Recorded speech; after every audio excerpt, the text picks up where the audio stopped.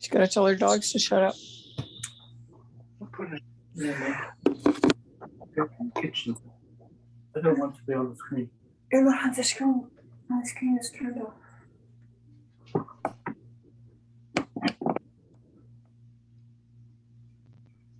Lady and Island will start talking.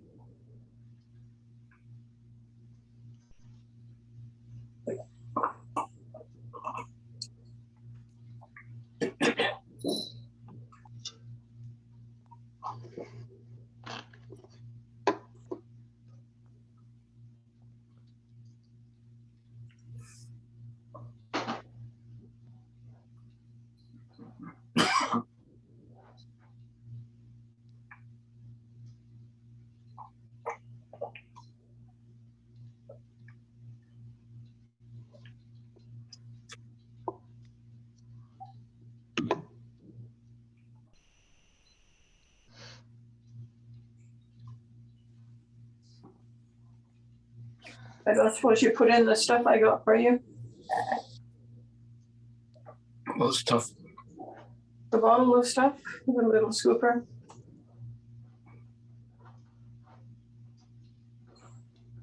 I don't know what you mean. My apologies. I think Rosalind is having some technical difficulties, and I know that she is bringing our prayer for this day. And so while she's figuring that out, I'm going to hand this over to Mary Lynn and Andy, and they're going to talk to us about the process for today. Thank you. Again, would everyone please close their mics for us?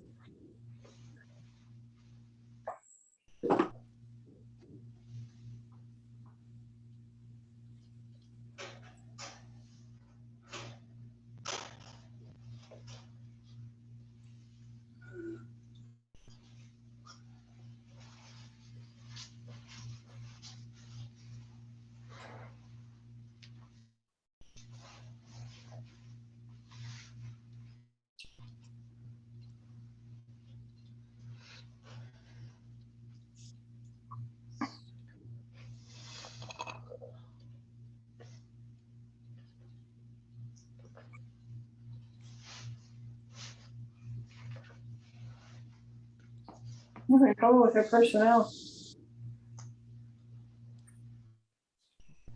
You just get on with quotes.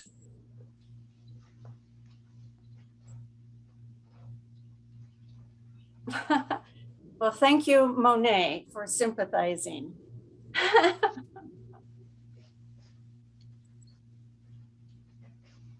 I am doing my best here.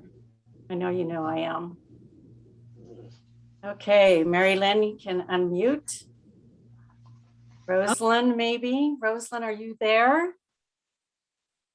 Yes, can you There hear me? we are. We're back on. My sincere apologies, everyone. It happens. It's happened to all of us. So as we gather this afternoon on holy ground, let us take a moment to pause and hold in our body, our mind, and in our spirit what is taking place all around us. If you wish, you may place your hands on your heart and take a few deep, slow, healing breaths to begin our time of being joined together. Let us all breathe together as we acknowledge the different levels of universal sickness and death from the COVID pandemic.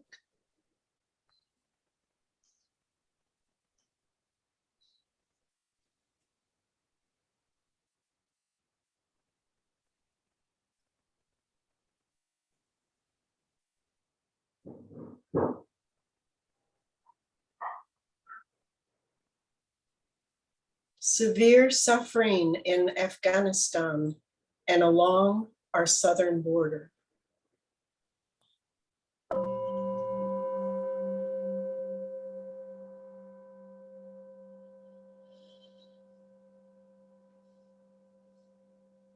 the terrible harm coming from systems of man-made domination.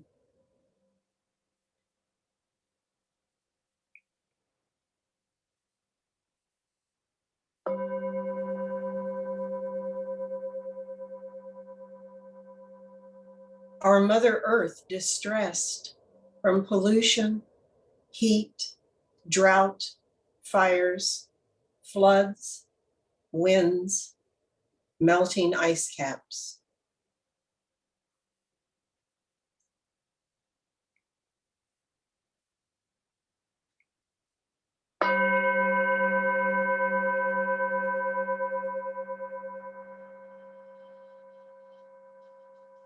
May the Holy One help show us up with love for everyone suffering in our own lives, our families, our communities, our nations, and in our world.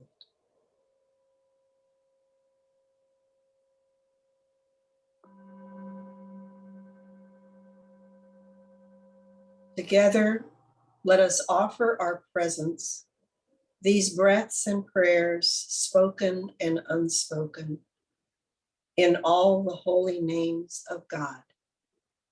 Amen. Amen. And I would like to invite two professors from San Antonio who are going to facilitate this conversation this afternoon. Professor Mary Lynn Hill from St. Mary's University and Professor Andrew Hill from St. Philip's College. Thank you, Rosalind, and welcome everyone to Then, Now, Then. Andy and I are here in San Antonio, as Rosalind said, the ancestral lands of the Payaya people. Thank you to everyone who has placed their names and their locations in the chat. That's wonderful. Now we know where folks are located. And please feel free throughout the conversation to drop your questions and insights into the chat. Andy will be monitoring the chat for us so we can have a question and answer session at the close. Today, we welcome two gifted poets and peacemakers to share their wisdom in a conversation about where we've been, then, where we are now, and where we're going now then, after a year and a half of deep suffering and uncertainty on a global scale. Our poets will frame their conversation by each sharing a poem at the beginning and the closing of the conversation, and then we'll finish off with the question and answer session. So without further ado, I'm going to tell you a little bit about Padraig and a little bit about Naomi. Padraig Tuama is a poet. He's a storyteller. He's a theologian and mediator who led the Corrymeela community, which is Ireland's oldest peace and reconciliation organization, from 2014 to 2019. He presents Poetry Unbound with On Being Studios, where he's a staff poet and theologian. He's the author of several books of poetry and one of spiritual reflection. He, along with Paul Doran, co-founded the fantastic storytelling event 10 by 9 in Belfast, where 9 people have up to 10 minutes each to share a true story about their lives. About his most recent book, called In the Shelter by Broadleaf Books, Barbara Mahaney of the Chicago Tribune states, putting to work poetry and gospel side by side with story and Celtic spirituality, Tuama explores ideas of shelter along life's journey, opening up gentle ways of living well in a troubled world. Padraig is also a recent recipient of a fellowship at Columbia University in New York City. Welcome, Padraig. We're so happy to have you here. Naomi Shihab, our second conversationalist for today, is a prolific writer who is the current Young People's Poet Laureate of the Poetry Foundation. Her numerous awards include the Neustadt Prize for Children's Literature, the Ivan Sandroff Award for Lifetime Achievement from the National Book Critics Circle, the Patterson Poetry Prize, the Isabella Gardner Poetry Award, and many pushcart prizes. She has served as a Guggenheim Fellow and a Library of Congress Fellow. From 2010 to 2015, she was a Chancellor of the Academy of American Poets and was awarded the Lon Tinkle Award for Lifetime Achievement from the Texas Institute of Letters in 2018. Her most recent book is the acclaimed Castaway, Poems for Our Time by Green Willow Books. The poet William Stafford has said about Naomi's work, her poems combine transcendent liveliness and sparkle, along with warmth and human insight. She is a champion of the literature of encouragement and heart. Welcome, Naomi. Welcome, Padraig. We're so happy to have you with us today. And Naomi, would you mind starting us off with a poem, and then Padraig, you can follow? Does that work? Thank you so much.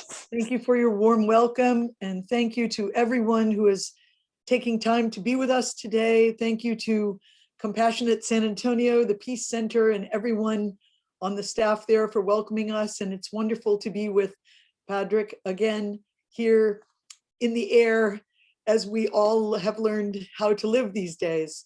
There's a cozy feeling about being with faces on a screen now. It's something we never could have imagined some years ago, but I appreciate your presences and thank you for inviting us both to be here today. I look forward very much to hearing what Padraig has to say, and all of you as well. So I'm reading a very short poem from a book called Everything Comes Next, which is collected in new poems, actually my most recent book. And it was an interesting project because you go back through like years of work and you pick out which poems you feel want to be in the company of one another again. And I think that's what many of us have been doing with our thoughts and our drawers and our books and our shelves throughout the past year and a half. We've been looking at everything that surrounds us. We've been finding new places of home in things we thought we knew, rediscovering things, and being informed in a different time by things which may have encouraged us at an earlier time when we never even heard of COVID in the past. And by the way, yesterday, our 5-year-old grandson said, we've all had COVID in the world so long now that I think we should just start calling it CO. And that made me laugh because he wanted to give a nickname, as children do, even to this terrible thing which has befallen us all. To think of it as CO would just be a little more casual, and we would know what it means. So I do spend a lot of time with young writers and readers, and this is called Messages from Everywhere. Light up our backyard.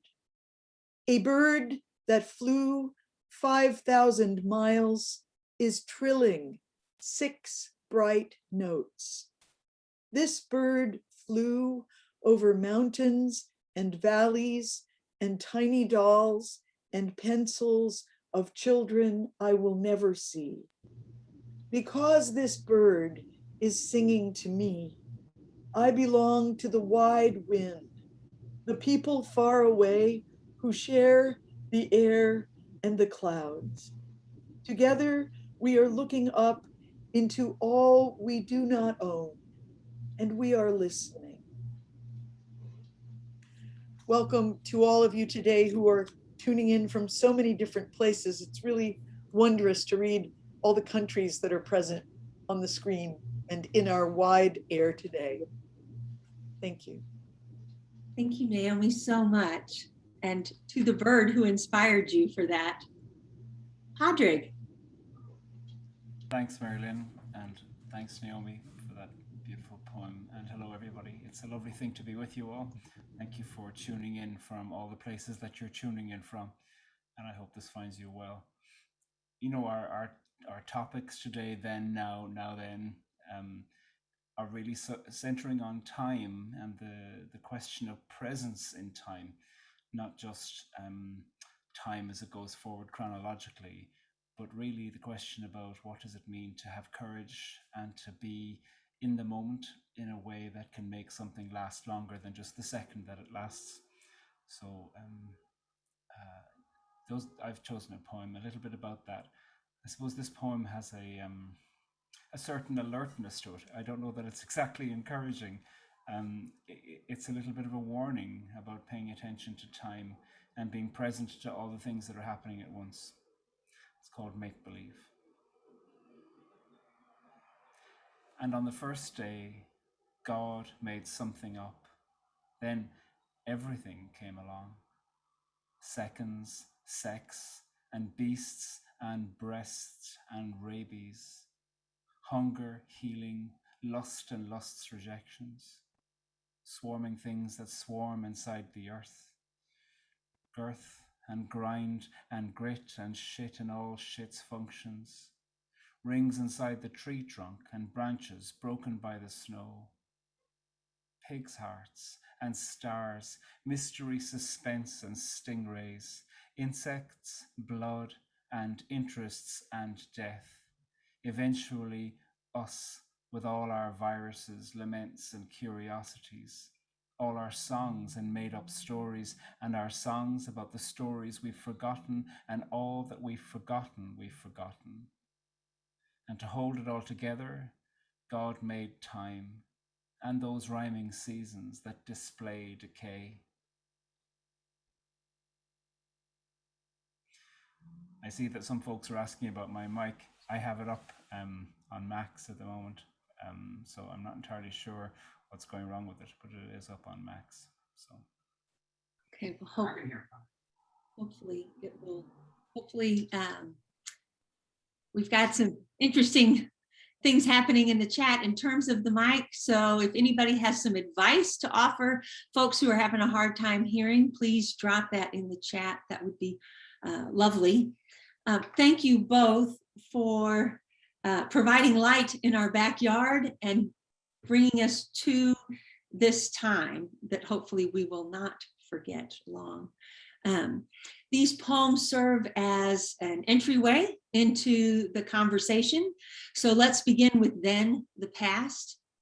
Another marvelous Irish philosopher and poet, John O'Donoghue, states that the key to thresholds is how we cross them. Are we crossing with beauty? He says beauty isn't all about niceness or loveliness. It is about a more rounded, substantial becoming.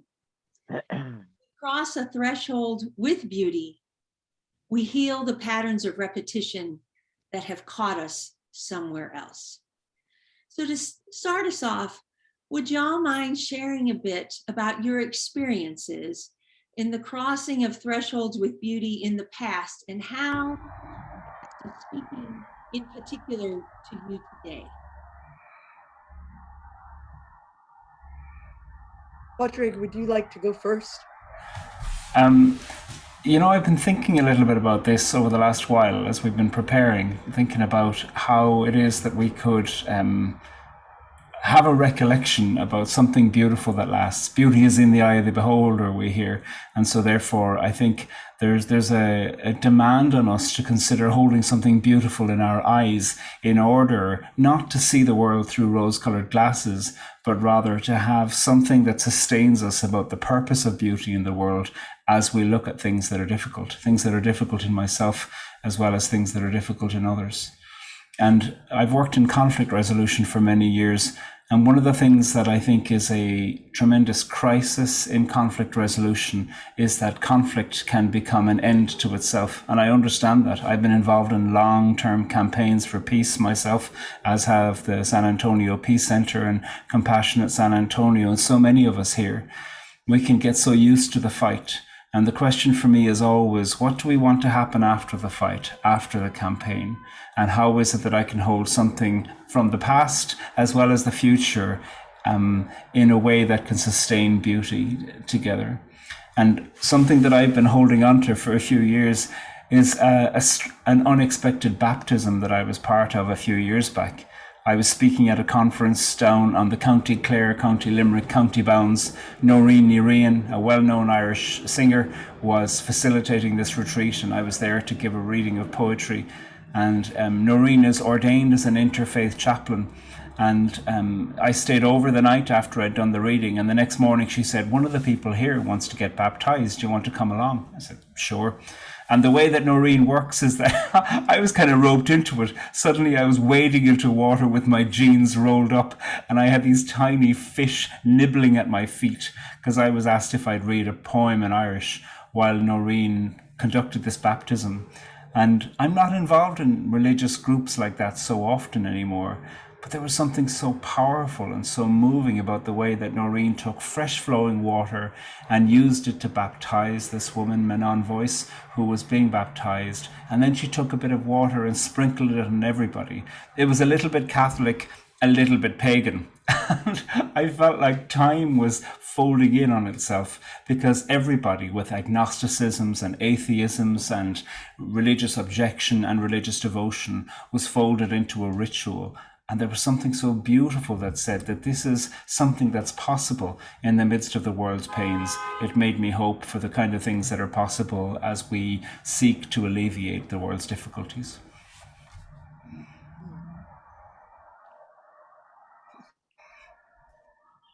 That's a beautiful story and image. And I'm thinking about how poetry for many of us has always been a way of looking more deeply into something rather than, quickly, like a quick flash, a gaze across lots of things. And what this past year and a half has given us is a much more grounded, lassoed in space to be in for most of us. I realize you've just moved to a new apartment in a new city, and so you have a horizon opening, but for many people, they've sort of cut off all their outward movements and their travels, and they've been very focused in. And in terms of beauty and apprehending beauty, to go back to the definition of contemplation, a long, loving look at something. And I know that was something that meant a lot to John O'Donohue in all of his books and his teachings, to have a contemplative approach to the world around us. I think that this time and this affection that many of us have for text, whether poetry or prose we love, or philosophical readings, we've had that time because we haven't had as many distractions. I often think how I used to go to the airport every single week almost, and I haven't been inside the airport in a year and a half. And there's this sense of real knowledge, however, of what is blooming in every little spot in our backyard, because I've had plenty of time to be present to what was closest to us. I never met John O'Donohue, but we were pen pals for many years. And after his death, someone took me to his house in Ireland, which was very haunting, to go to the place where letters had passed back and forth between us. And we could actually look in the windows into his beautiful rooms, which was such a haunting experience. And one thing that I remembered, I wrote about this later, feeling so saddened to have missed him in person there, but to be in his physical space on the earth where he came and went, and to talk to his neighbors and just to feel the light around his own house. One thing I noticed looking in the window was how all of his candles were bowing. They had bent over on the tables as if they'd been in the beams of sunlight coming in the windows since he died, and nobody'd been there to pull down the shades or to move the candles. So all of the candles bowing down, their wicks touching the table, was an image I took away with me. And it's as if we've been those candles now in our homes, in our places, rooted, stuck, if you want to think of it in that way. But we have had a time for the beauty of a different kind of presence. And I've found myself going back to quotations, that the kinds of things you stick in your old notebooks over the years, and finding new meaning and suddenly understanding why that's there. The Dalai Lama saying, discipline is simply a protection of one's own interests. And I've always loved that quote, thinking of discipline as a gift we give ourselves, but also in this time of weird circumstances, realizing that disciplines and rituals could give us enormous comfort and a feeling of being somewhere with gravity still. Or an Alex Haley quote. The San Antonians here probably know the story of Alex Haley coming to San Antonio and renting that round apartment down on our river in the casino, or not the casino building, that building where the coin shop is. And Alex Haley quote, "Find the good and praise it." Just writing that down years ago and thinking now, okay, we're stuck. There are so many things we can't do, but where is the beauty, the different beauty in what we can do? So it's as if we've had a chance to re-meet the voices that have spoken to us through our own days in a different way. Oh, thank you so much. I love that idea of those voices speaking to us in new ways, with new tones, new textures, as we enter this space of COVID, of co, as your grandson is going to call. Now I'm going to call it co from now on, for sure. That's the best. Hey, co buddy, let's go. Yeah. Move out. Okay.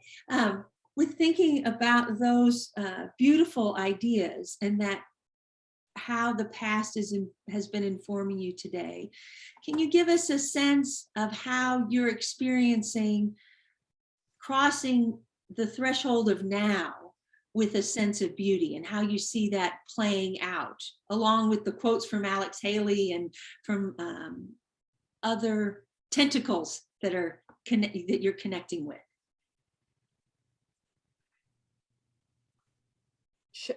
Would you like to go first, or shall I try this one first? You can go first, Naomi. Okay, I'll try this one first.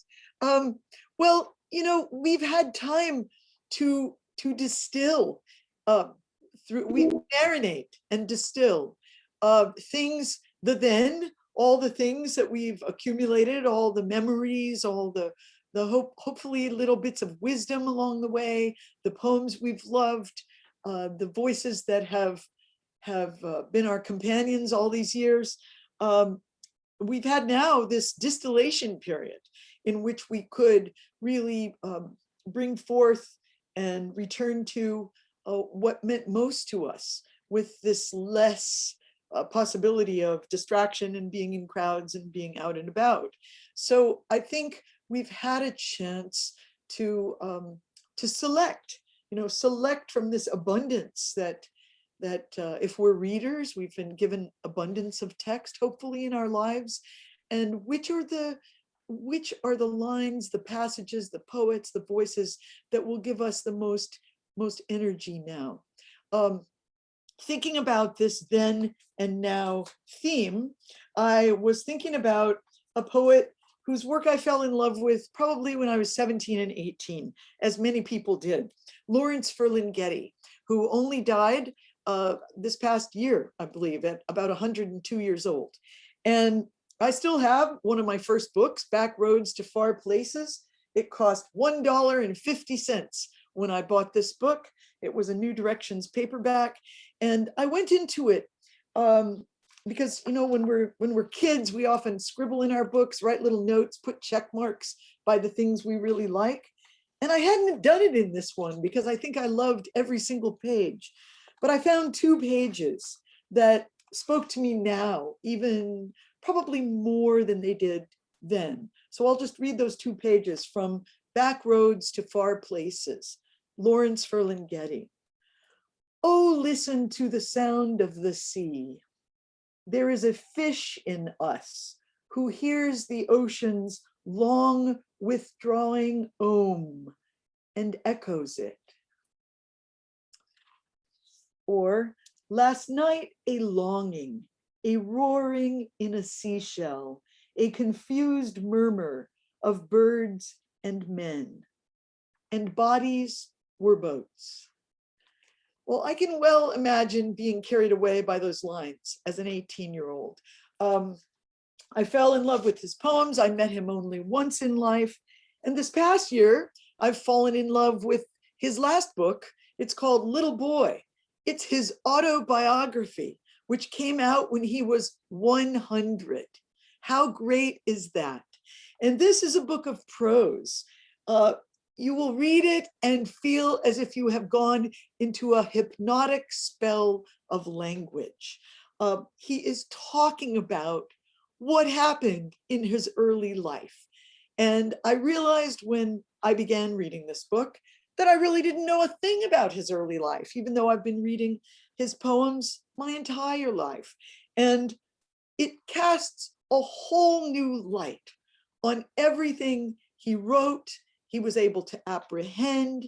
He believed in perseverance. He wanted to be a painter. He was not raised by either of his parents due to early tragedy in his own life. It's just incredible to have thought about Lawrence Ferlinghetti my whole life as this optimistic boom of an encouraging spirit, starting a bookstore when he was a young man, City Lights Books, still going strong, starting a press, still going strong, writing until he was 101 or 102 actively. And then finding out what really happened in his life. It's like loving him for all of my life. Now I'm reading about his then, and it's informing my now. And I think that's what we do with writers we love.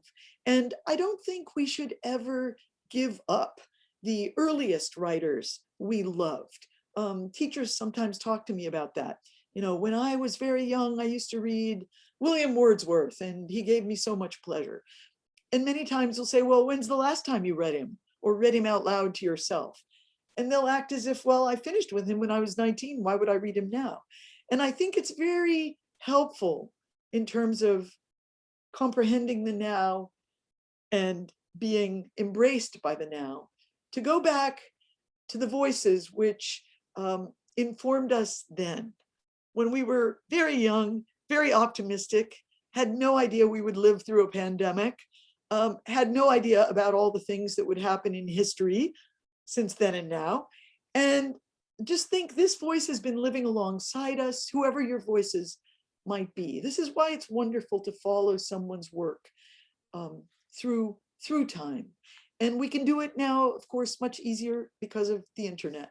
But I urge you to read Little Boy, by the way, if you've ever been a Lawrence Ferlinghetti fan in all your life. Go back to the poems of William Stafford. I think William Stafford has been, for me, the gravity voice of my entire life. And there is never a time I go to his poems and don't find something new and something helpful to help navigate any moment I'm in. Let the voices you have loved for a long, long time be with you in the hard time, now and when you need them. And that's such a beautiful poem that you read, Naomi. I love it. I don't know his work at all, so I'm going to go and pursue him now as a result of that. That's a lovely introduction that you've given to us, from his first to his final books, and then an autobiography as well. That's lovely. I always think of time as a moral experience. I think of time as something that asks us to consider courage and what does it mean to be present to time, and to think about being present to time in a way where, if we were to think this time is going to haunt me for a very long time into the future, how can I be present to it now? And how can I say something not urgently but generous? And that is a deeply demanding thing to do so. I think we need private rituals for that.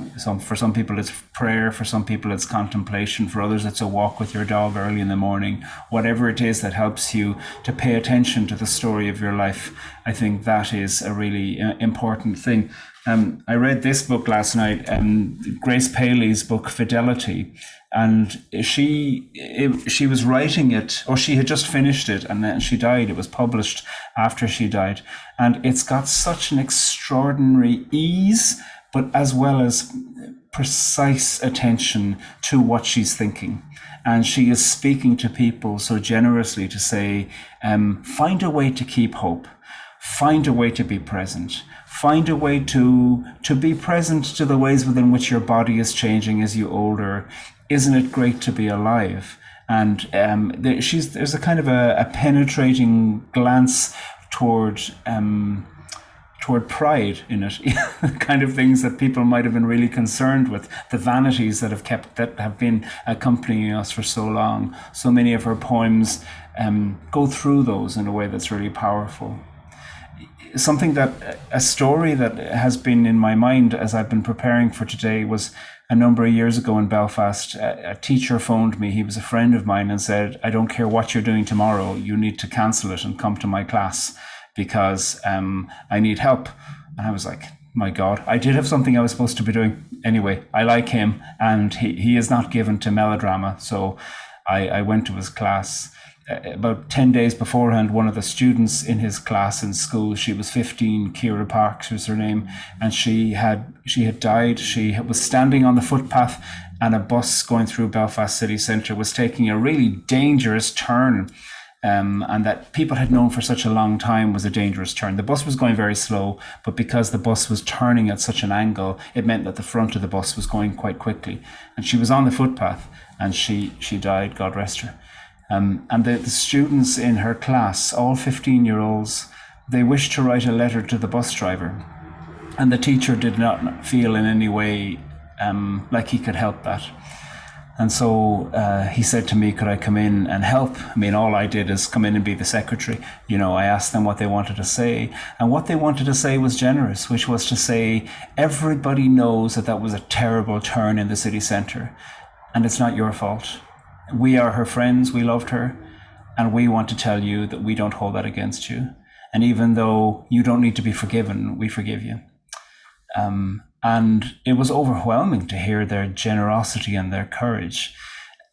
And the letter was sent, and a few months later, he wrote a letter back to them, and the teacher showed that to me, and he said to them, I will think about your letter for the rest of my life.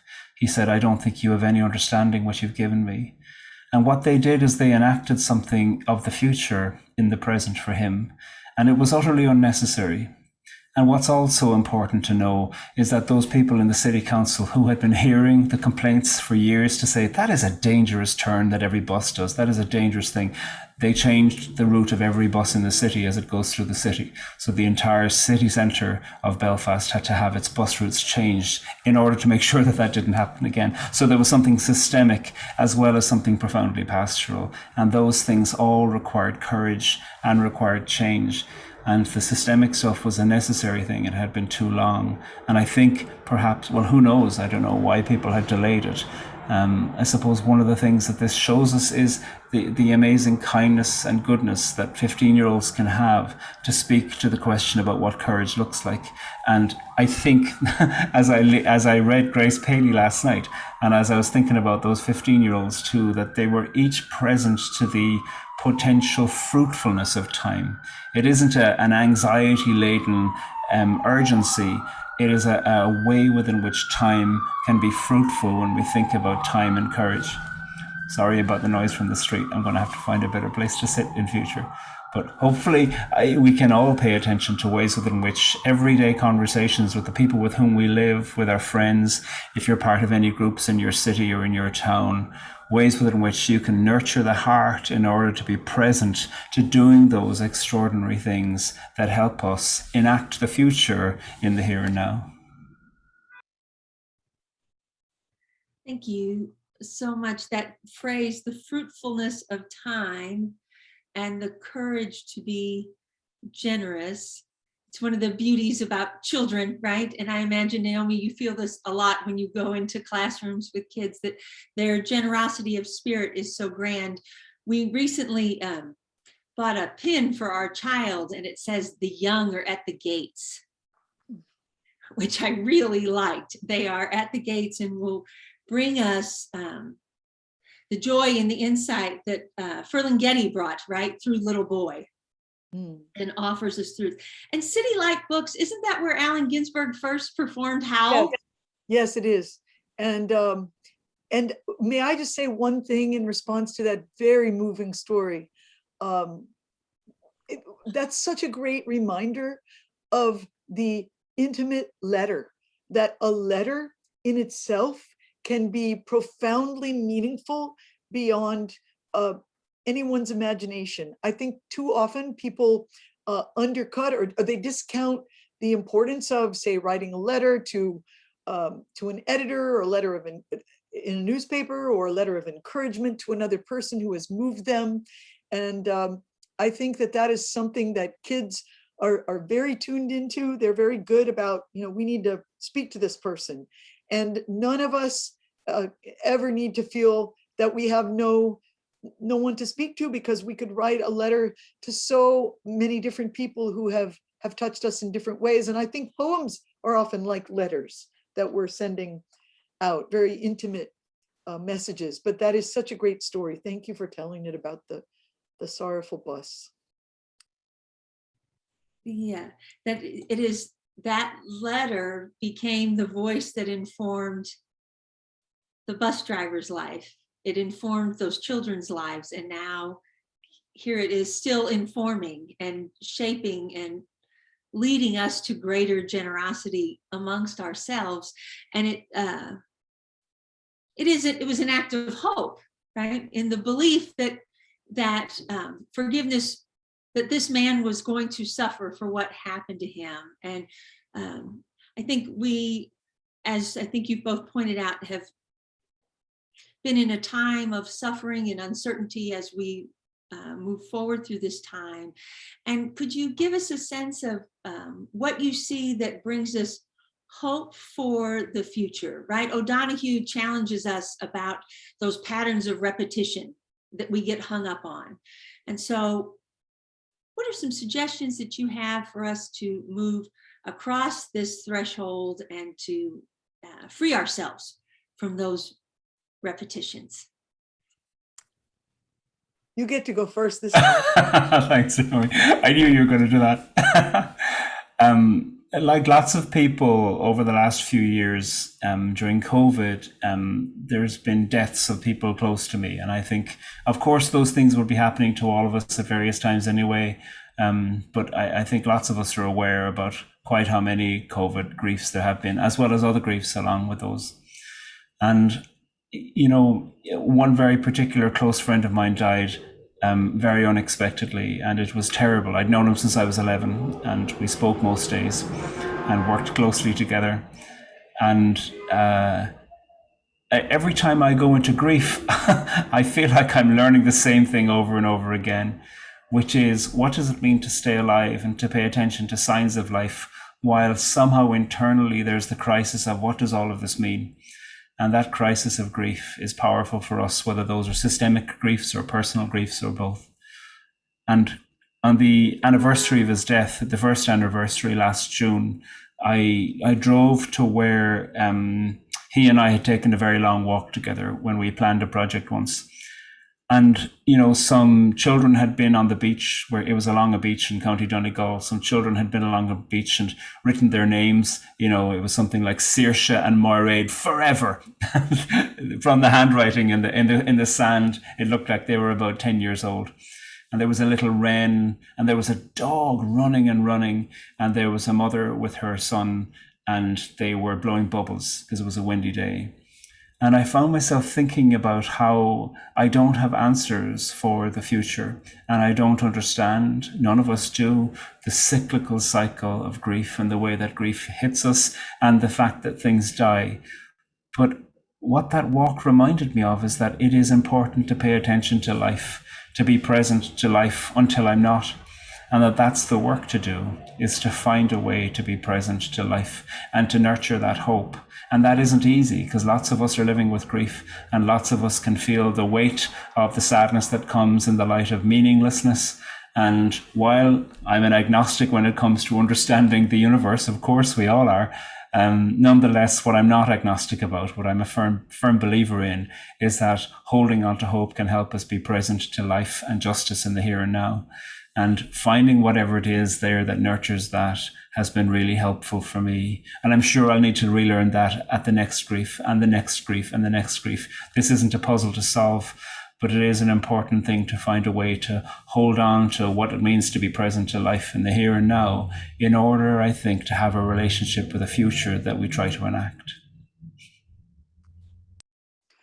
Oh, that's so beautiful. I don't think I could add a thing to that. It's so gorgeous. Thank you for those words and that wisdom. I think we've all had a chance to really, back to the word distillation, filtering. We've had a chance to filter through what has really helped us. How much does it matter to be remembered now and then and have an unexpected little pint of soup show up on your doorstep, or a little vase of flowers, or a little note someone leaves you? How many more of those could we send out to people we know and people we don't know? Remembrance and acknowledgement, acknowledging things we've been given that maybe we have never taken the time to convey that to the people who gave them to us. These are things that maybe we could keep doing with even more vigor, because we've had time to think about what they are. Filtering through, using our courage, using our energy. I know some people keep this motto on their refrigerators, like do something every day that scares you.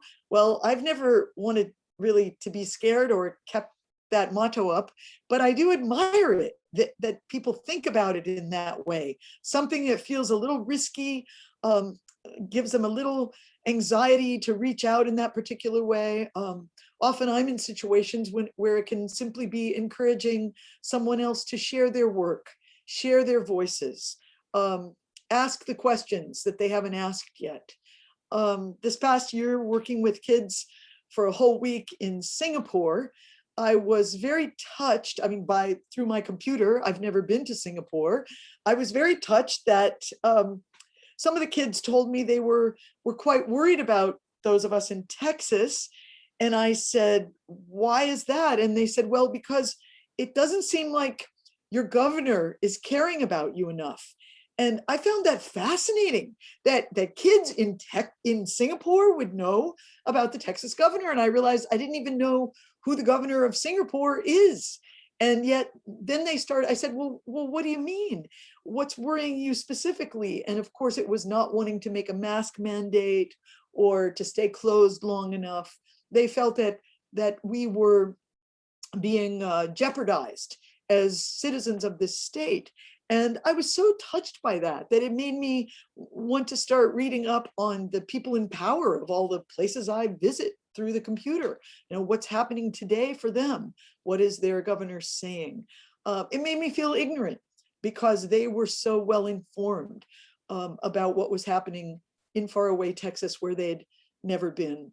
Those of us who are living only a few hours from the border right now can't help but feel a lot of anguish and grief. What can we do to help all the trauma that's going on there? If we can think of anything to do, who do we reach out to? How do we reach those of us who have read the story about the people from Haiti hiking through the Darien Gap, one of the most unforgivable regions on earth in terms of visitation? That was such a stunning piece to read, carrying children and food and trudging up only to be not met with a welcome when they get to the border they're dreaming of.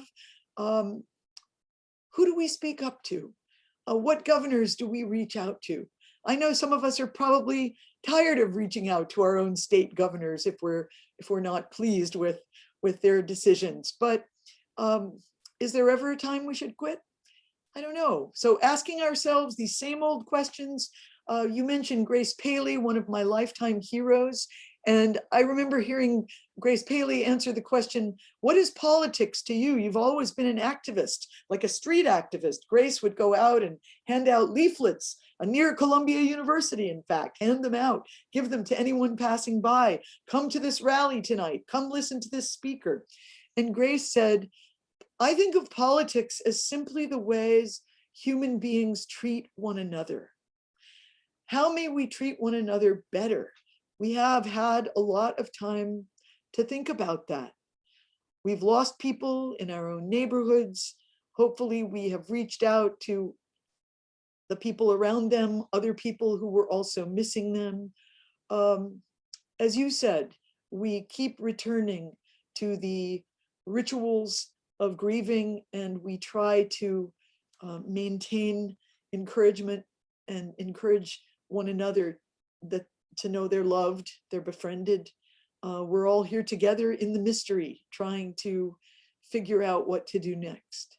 And I do think poetry has had so much to give us this past year and a half that I'm sure you've heard from many people too, who said, I never knew how much I needed it or might like it, but now I do. So to keep sharing it every way we can. And it's easy to share in individual poems. Doesn't have to be like a whole lifetime study. It is kind of riffing off of what you all just said. Has there been a particular act of generosity or thoughtfulness that each of you has experienced this year that you thought, oh, that's a gift? Has there been one particular thing or a particular dynamic, a change in your family pattern, or the gift of flowers on your front porch, or something that has really touched you in a particular way? Yes, well, since we mentioned letter writing, I will mention that my husband and I have been caring for my mother in our home for the last 5 months. She's 94 and she's had some hard health times after some falls. And she has been receiving letters from her church community, University Presbyterian here in San Antonio. And she has felt so grateful for the messages people have sent to her, that feeling of being remembered, being thought of, has meant a tremendous amount. We haven't thrown a single card or letter away. They're all stacked by her bed. We reread them. I've tried to answer some of them. And yes, certainly the food bringers are always very, very welcomed. I hope many people will find out where your door is, Padraig, in New York City, if they can get into your building and leave you some welcome soup out there. But I think the trading of letters and food during this time, such intimate elements of daily living, has been particularly meaningful and unforgettable. Someone is asking me where I am. I am simply in my little tiny workroom off of the kitchen in our home that contains a light, a bicycle lamp. It's made out of the rim of a bicycle by Bill Simons in San Antonio. And I also have our washer and dryer sitting over here, my favorite little humming devices. And I have some shelves. You can't see all the books over there. There are a lot of books in here. So this is my little cozy place where I work every day. Thank you. Padraig, any particular moment or act of generosity that was? I mean, I was going to say something similar to Naomi in terms of letters and hearing from friends. I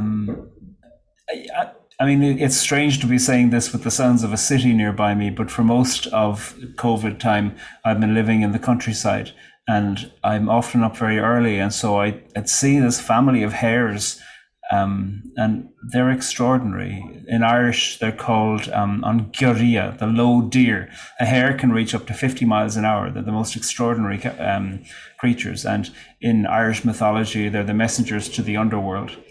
And I have found such sustenance in looking at these wild animals and seeing ways within which their pathways go across the back of the garden. And then similarly, lots of tiny little birds. The smaller, the cuter.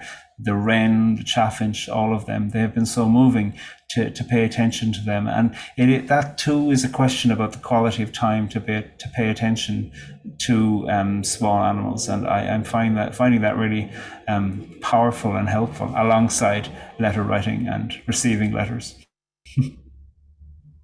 I know that on your Instagram account, I have enjoyed your postings of the animals that you have been communing with over the past year and a half. Yeah. I give them all names, which is terribly anthropomorphic, but I do it anyway. So mostly I give them names from Irish mythology, but there's a pair of bats that live in the eaves of the house, and we've called them Orpheus and Eurydice, which has just been lovely to think that they are united finally out from the bowels of Hades. That's gorgeous. An ancestral reunion. That is wonderful.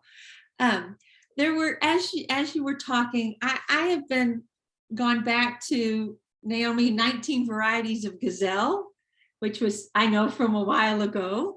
And Padraig, I've gone back to your readings from the Book of Exile. And there's one line in particular that really struck me. Naomi, this was from a poem that you had written called Things Don't Stop. And it starts with a description of Palestinian girls with huge dark moons under their eyes stand in line 7 hours for 7 pieces of bread. And at the bottom of that page, it says, "Tell me how to live so many lives at once." When you think about then and now then, do you have a sense of how we are living all of these lives at once as one of those Palestinian girls? Well, thank you for speaking those lines. I appreciate it. And, you know, I do think we've been called to acknowledge how people all over the world have been suffering, just as our own communities have been with the virus. And some of the early sections in the New York Times that were so moving, like the section about the big empty spaces in so many cities all over the world, like these places where you usually would see crowds that were completely empty now, except for the buildings and the birds. Those really stayed with me, and reading all the accounts that we could find about one another's lives in different places. I know one Sunday, the New York Times had a feature on how you look at home differently. And they just published paragraphs written by readers, many, many beautiful poetic paragraphs, how home had changed. And many of the people made these metaphors, you know, positive and negative for how their homes had changed. But, you know, if we have any imaginations at all, which hopefully we all do, we've been stretching out and wondering, well, how are the people in India doing right now? Or in Belfast, or in Chiapas, Mexico? What's happening? What's changed there? The people in Palestine have had a very, very difficult time, as many of us know. First of all, getting vaccinated. The vaccines were being held back from them. Gaza going through yet more tragedies and a series of tragedies.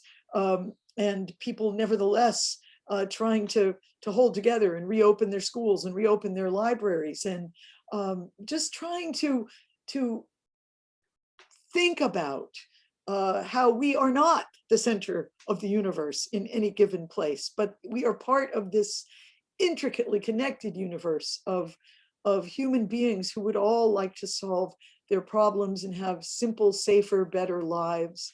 And you know, being pulled back to the most essential questions that we often wonder about one another. You know, what is hard for you, and how are you dealing with it?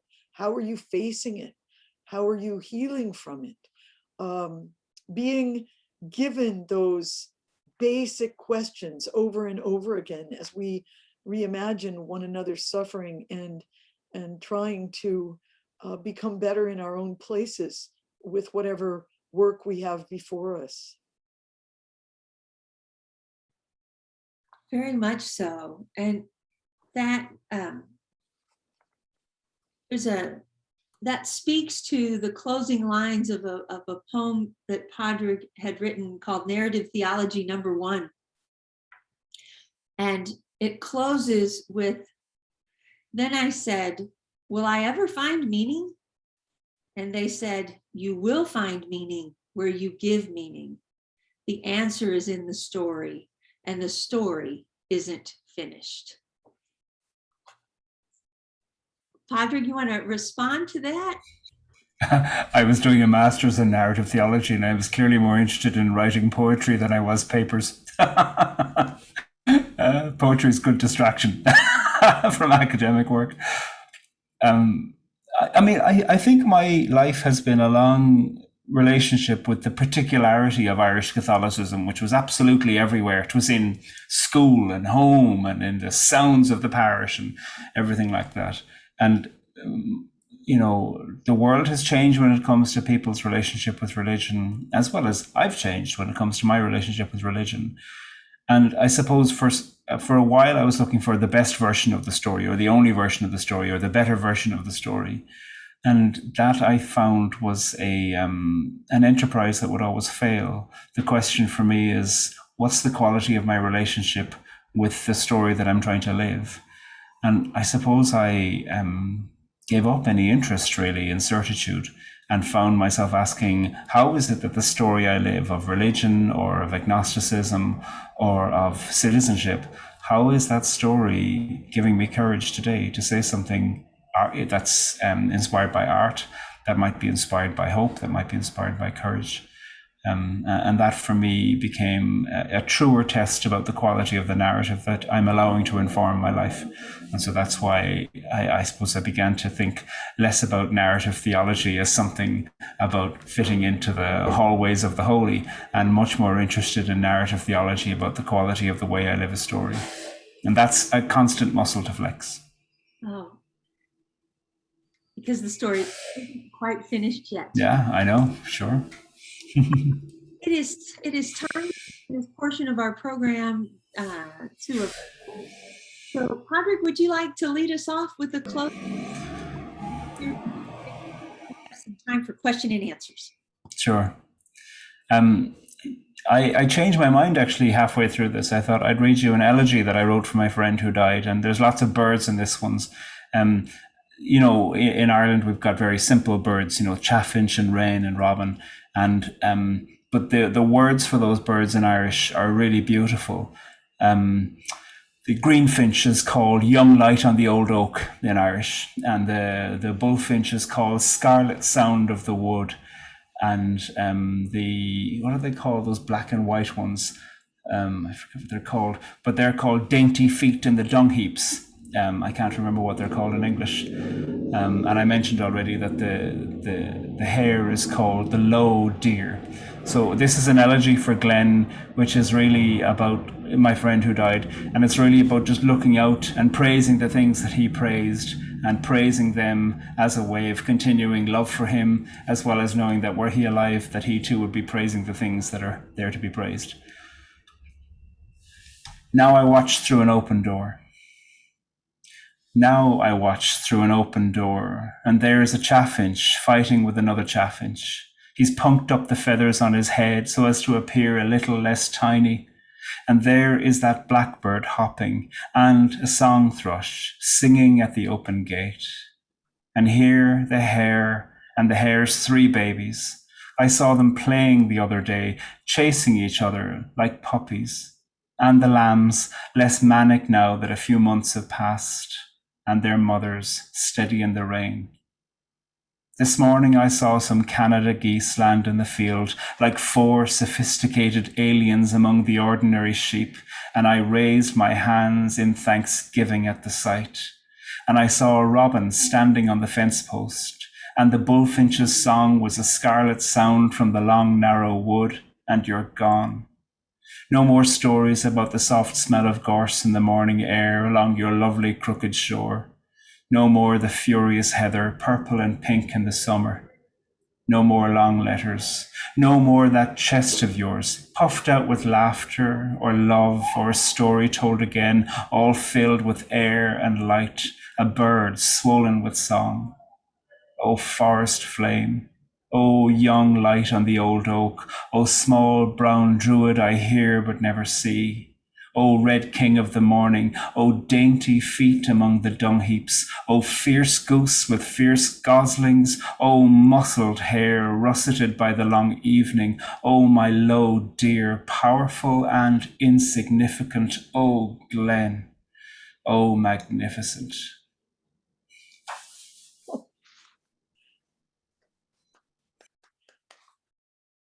Thank you so much. And Glenn, I'm sure heard that and loved it. So beautiful. Naomi. I love that fierce goose. Yes. And there's nothing like that Irish accent, is there? It's so beautiful. So wonderful to hear. Thank you for that poem. This is called Everyone Looks Familiar Now. My neighbor asks me to get that strange man out of her house. Pounds on my door. He's there again. Send him away. I say, that's your man, your husband. You know him. You've been together 35 years. She won't be convinced. She wants to go home.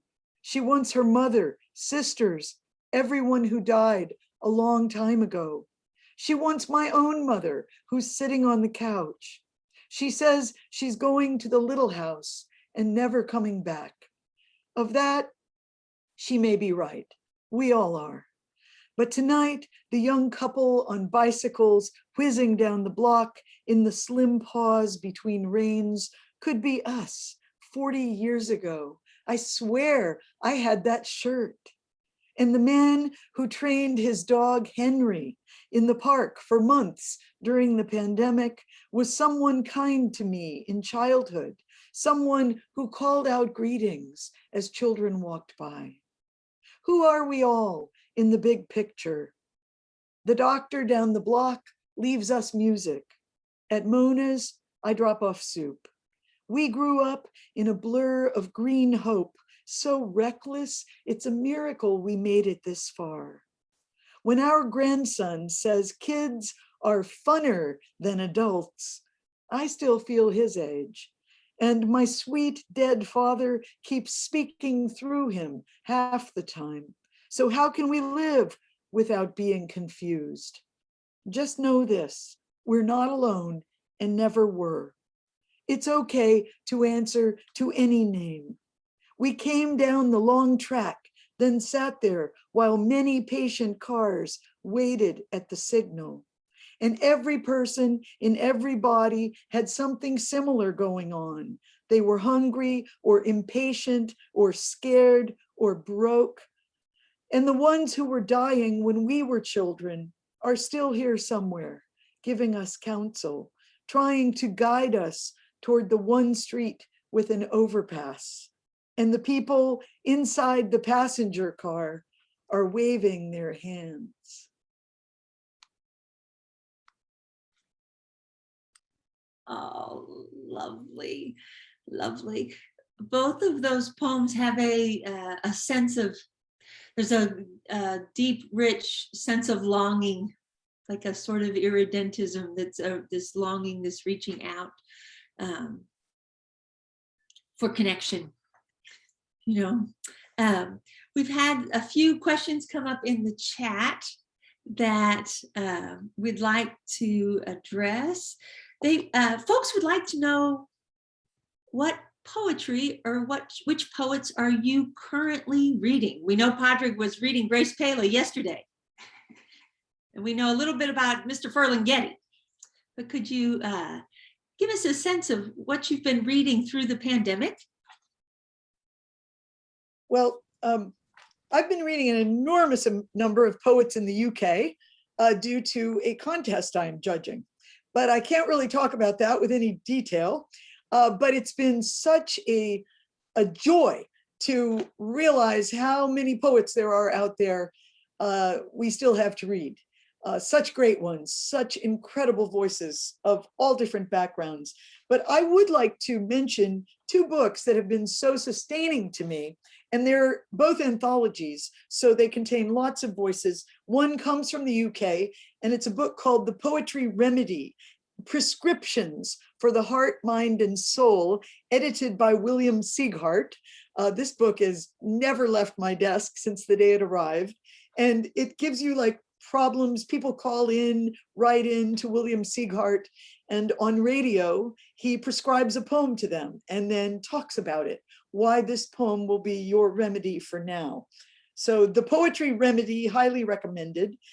And a book edited by one of my young poet heroes, James Crews of Vermont, Crews, an anthology called How to Love the World, Poems of Gratitude and Hope.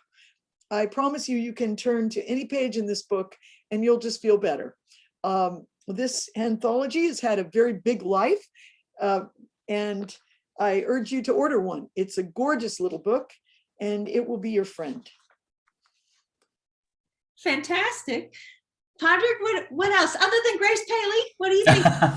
I recently read Rita Dove's new book, Playlist for the Apocalypse, which is extraordinary. I really enjoyed that. I read a book that's coming out next year with Milkweed, who are based in Minneapolis.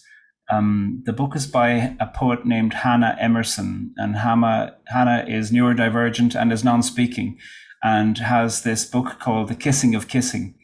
And it is the most extraordinary meditation on presence, on what it is that can hold a body together. I think it comes out on the 8th of March in 2022.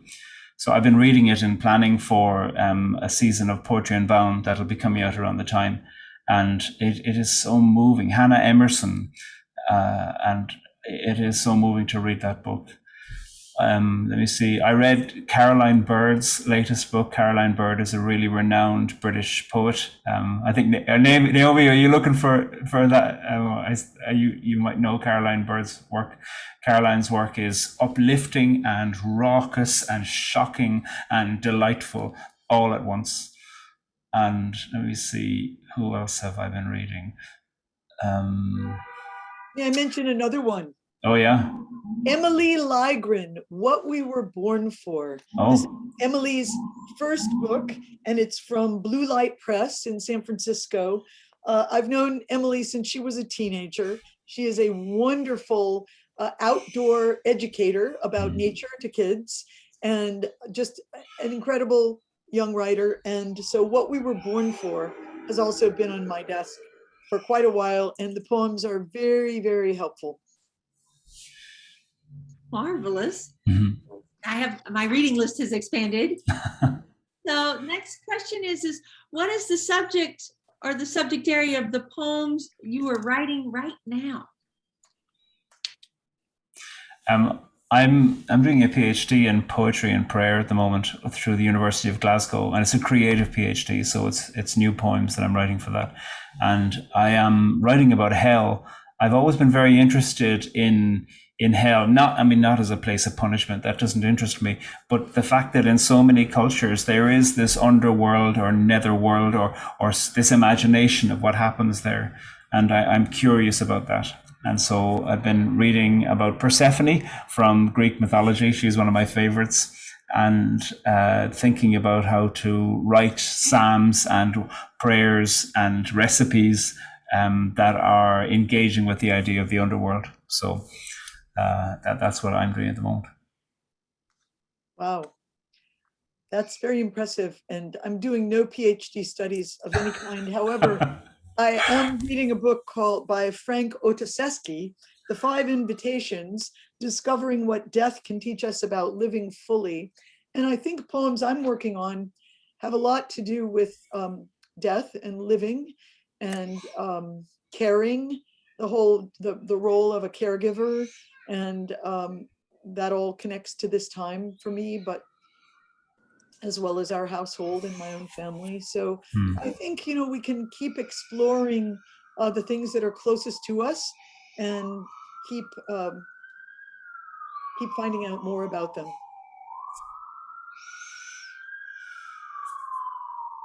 It does sound like New York. and all those wonderful ways. This idea of exploring that which is closest to us and bringing ourselves to be fully present to the voices that we carry within us and how those voices impact how we treat one another. I love that idea of what is politics to you, this idea of how we treat one another and how we engage one another in doing that. There's also a question about, is there a particular practice or dimension of your writing process or practice that you would encourage people to do or not do? Like, what would you say? Don't do or do? Don't be hard on yourself. Let yourself write a lot. I definitely believe in daily writing and early writing before the rest of the world has encroached upon your consciousness, and even a few lines. But as much as you need to write first thing in the day, to me, that's a navigational tool, like a compass. I totally agree with what Naomi's saying. And I also think that avoiding the idea that what you're writing is necessarily for publishing. I think what you're writing is for you. And the question is the quality of your relationship to that art and the way that you can make that art speak. I think it's too easy to write in order to be published or in order to win or in order to whatever. And I think that can get in the way of creativity. The question is it doing its work? And its primary work is the relationship with you or for whoever it's for, if you're writing a poem for somebody. So that in that sense, we have more freedom as writers to mess up, or as Anne Lamott once said, to write shitty first drafts. Right? So sorry about it if I insulted somebody with cursing there, but it's important, I think, to acknowledge the graciousness of both of y'all's statement there and allowing ourselves to have the space. Yes, in the raggedy, but yes to Anne Lamott. Yes. There's in the chat, it says, rest and be kind. Naomi is reminding us to rest and be kind. You don't have to prove anything, said Jack Kerouac as his best writing advice. I love that. That is. And wasn't he a graduate of Columbia? So that connects us to you. Yeah, I think so. All roads come back to Padraig now at Columbia. You've become a Roman where all roads are going to come back to you. There's an interesting question there. I would love to hear Padraig's answer to, did you ever get in trouble because of a poem? That's from Sinead, who I know. And I was employed for a while as poet in residence of the Coromila community. This is before I became leader. And there were some really brave and courageous conversations happening between women from different sides of one of those peace walls that we have dividing Belfast City. There's 42 or 43 walls that divide Catholic nationalist areas from Protestant unionist areas. So i.e. a part of Belfast that calls itself Irish or a part of Belfast that calls itself British. And these women were coming together to discuss contentious topics. They were looking at the hunger strikes. They were looking at Protestantism, Catholicism, at politics. They were looking at difficult topics. And I was given the notes of each of their sessions because I wasn't at their sessions. It was for them only, and asked to respond in poetry to their work. And so I wrote a poem about the hunger strikers as a result of that.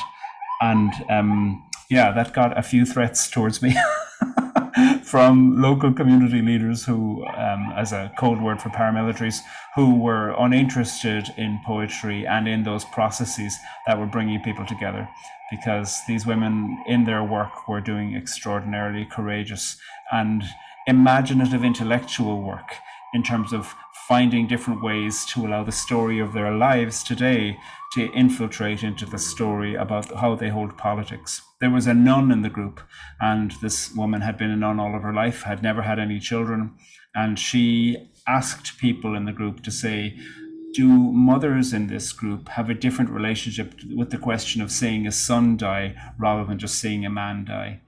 And that nun changed the way that the group held its question about the idea of martyrdom for a political cause. So I think they're amazing. And the poem that I wrote got me in a little bit of trouble with a local community leader. It passed. I'm glad it passed. Naomi, have you gotten into trouble for a poem or two? Well, I'm meditating on that, and I was going to say no, I don't think so, but maybe, there are some poems you want to trouble others in a way. You want them to kind of cause some consciousness to change or somebody to think about it. Yes, someone just said that, good trouble, the John Lewis trouble. I would hope that some of my poems about the humanity of Palestinians would cause people who have never thought about their humanity to feel troubled, but I wouldn't call that me getting in trouble. I would hope that, sometimes poems would trouble us because they might cause us to rethink our positions on something. But if I have gotten in trouble, it was worth it, and I don't remember it. That's delightful. And I'm glad that what is it, the angelic troublemakers that Bayard Rustin and John Lewis talked about. Thank you both so very much for taking time out to help us process where we've been, where we are, where we hope to go. Then, now, and now then. We appreciate everyone coming out and being part of this marvelous event. We are so grateful to Padraig and Naomi. My understanding is that the recording of this will be available through the Peace Center's website. Rosalind, does that sound right to you? I would hope that I would give the right answer. I'm not exactly sure, and should know, but it seems like that's the place that it would be located, and it's the Compassion, San Antonio Compassion.net website. That would be it. This is Ann. It'll be on Compassion.net.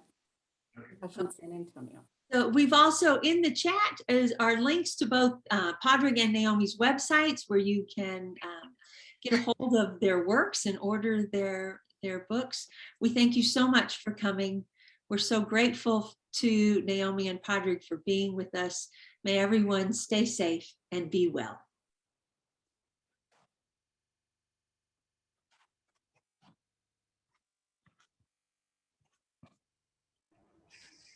Thank you. Slán agus Balak.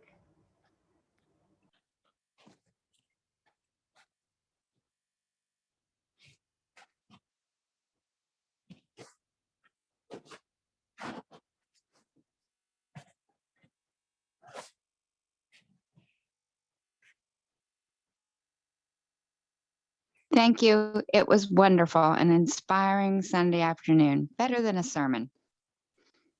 Thank you, Monica.